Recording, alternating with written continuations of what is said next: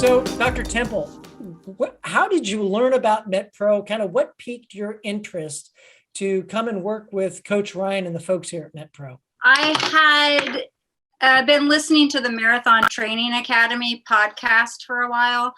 And one of the hosts, Angie, had talked about having a struggle with hormonal, weight gain and going through some problems with that, not being, despite running the amount that she had normally been running, which was my experience too, the weight just kept coming on and I couldn't seem to get it off. And then that on top of the fact that I kind of have had a lifetime of binge restrict kind of eating patterns. I knew that I needed to do something that changed kind of my relationship with food and how I was eating, what I was doing, and how to eat the things that I still liked to eat, but do it smart, be smart about it. That makes a lot of sense. So when you were figuring that out and you heard, and we love the folks over at the Marathon Training Academy,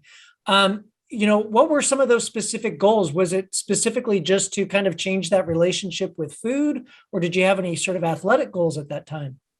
It was all of it. The main thing I came in with was I wanted, because I used to be a fast marathoner. I mean, not Olympic fast, but faster marathoner.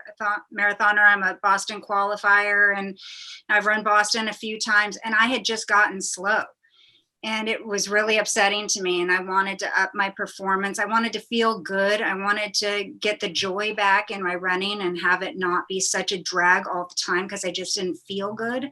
It felt hard. But I also wanted to take the weight off at the same time. I wanted them to go concurrently, but I know, Coach Ryan asked me to prioritize, which was really hard to do. It was hard to prioritize because I also wasn't fitting into my clothes and I wanted to be able to fit into my jeans. So I think we kind of came up with a plan, take the weight off, take the weight off, but still have the energy to go out and run, but to kind of get the weight off first and then focus on the performance goals. I get that. So you've been running marathons and triathlons. I mean, to qualify for the Boston, I mean, that's a big deal. Just curious, when did you get started running, and, what any particular accomplishments you're proud of in that? You mentioned one already. Yeah, that was a big one. I played team sports in high school, but I wasn't a runner until when I was 36, kind of the wheels came off for me. I had an addiction problem and I got sober 16 years ago. And that's when I started running.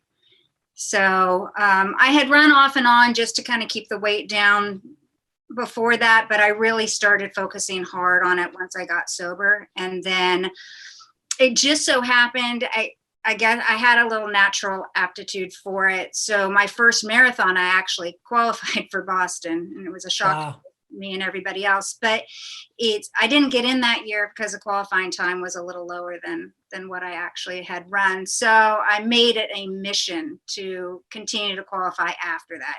And I did, and those are cool accomplishments. I've done a full Ironman, which is kind of a big deal. That was a big deal to me. But honestly, the things that I'm most proud of are the marathons that I've run where I've finished and I've just felt good the whole time. Like, it's been a really successful one when I end up not feeling totally gassed at the end of it. Like, wow, I can really do this. This feels fun.